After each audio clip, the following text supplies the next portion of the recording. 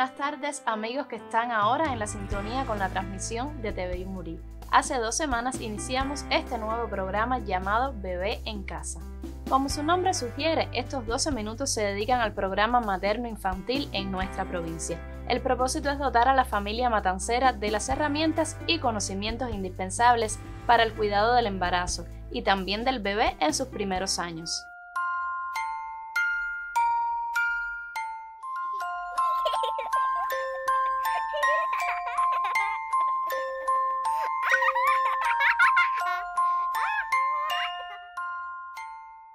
Crema, esta vez papá aceptó.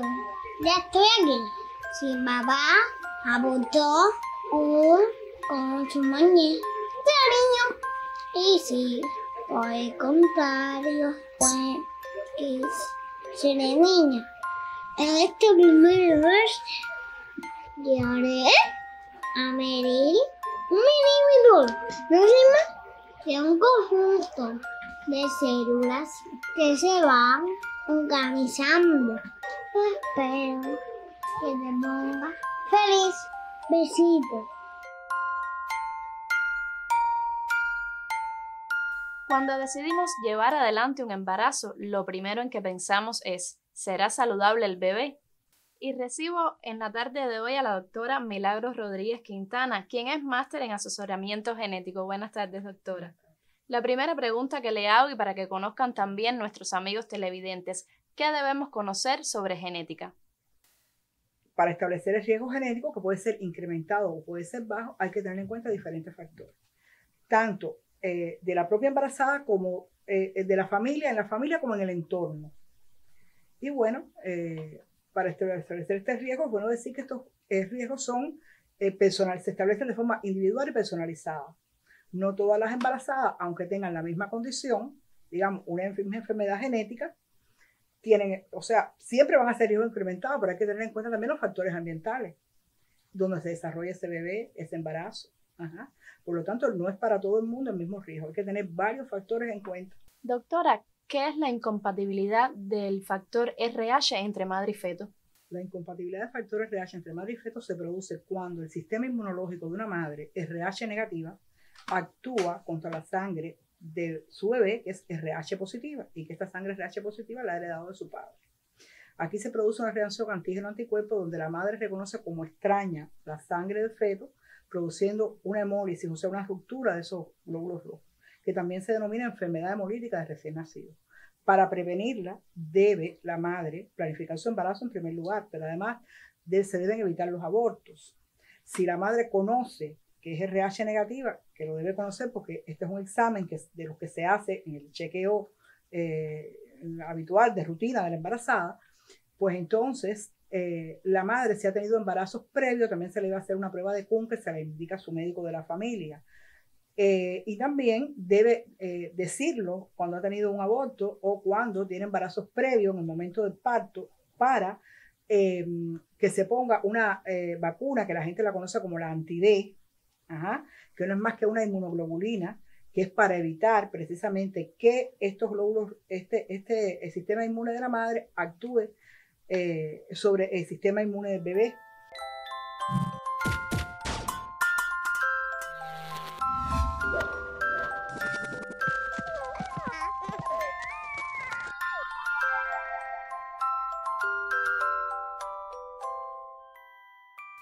En las primeras semanas es recomendable programar una visita al médico. Esta visita es importante porque se valorarán todos los posibles riesgos de la gestación. También se tomarán medidas muy importantes como son el peso y la tensión arterial que se controlarán durante todo el embarazo.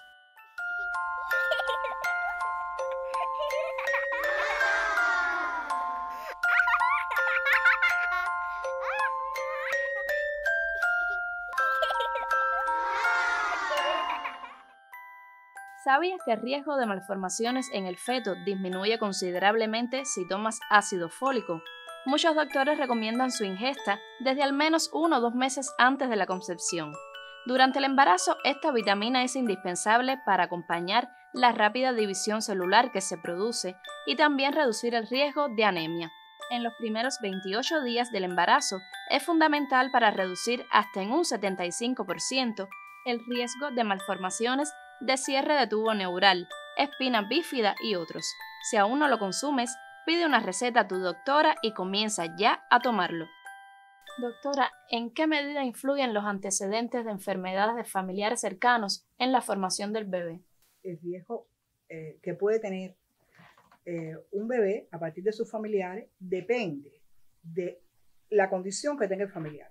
Si es un defecto congénito aislado o si es una enfermedad genética de la que nosotros solemos llamarle mendeliana o monogénica, o si es un trastorno cromosómico. Los riesgos no son iguales en ningún caso. Cuando se trata de un defecto aislado, vamos a poner, por ejemplo, un labio leporino, una cardiopatía congénita, que aparezca en un bebé de forma aislada, sin que forme parte de un síndrome genético, el riesgo de que esa condición vuelva a repetir para un próximo embarazo de esa pareja es muy bajo. También si usted tiene muchos familiares aquejados de ese mismo defecto, o muchos familiares de primer grado. Familiares de primer grado son los padres, los hermanos, los hijos.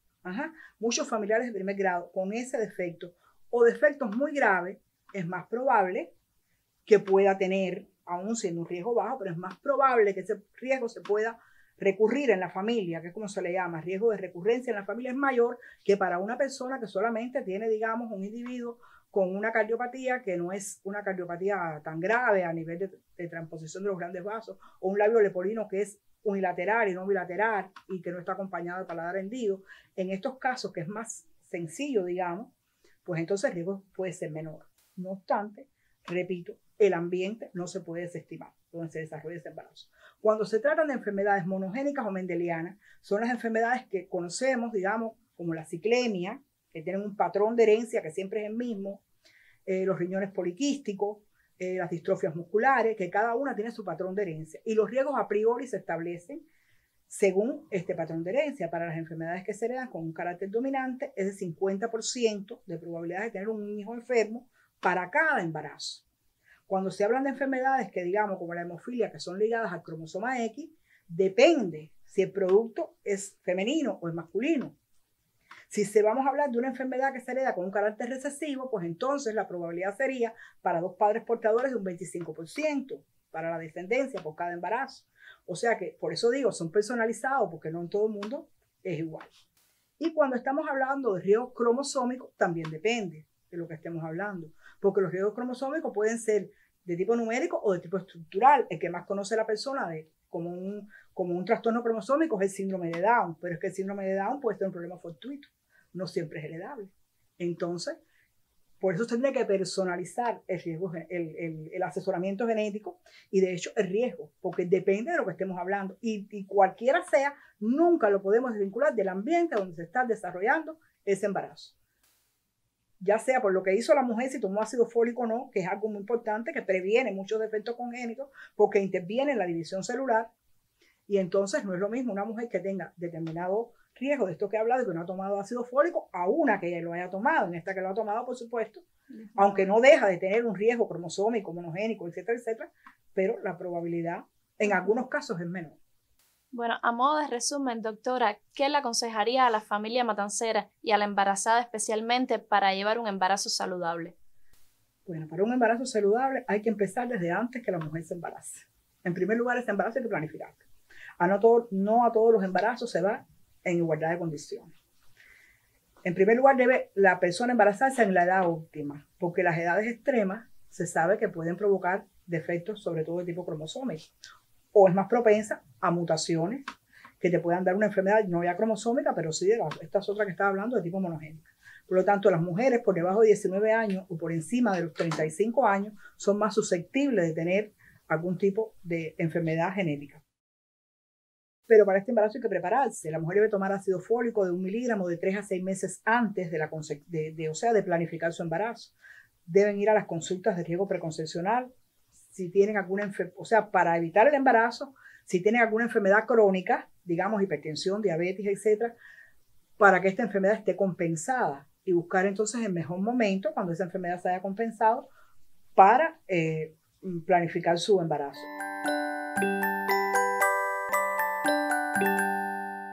La genética juega un papel muy importante en la fertilidad de las chicas. Pon mucha atención en la edad en que tu mamá, tu abuela o algunas de tus tías tuvieron su primer embarazo, ya que esto podría determinar un patrón de fertilidad en las mujeres de tu familia. Recuerda que existen enfermedades hereditarias como los quistes en los ovarios, los cuales son causantes de infertilidad femenina.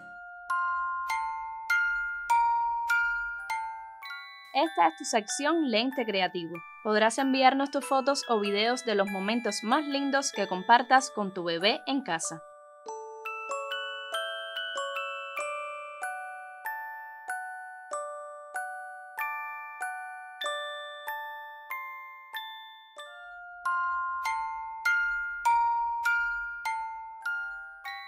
Por email atenderemos tus inquietudes que pueden ser las de otros. No demores en escribirnos al correo que tienes en pantalla.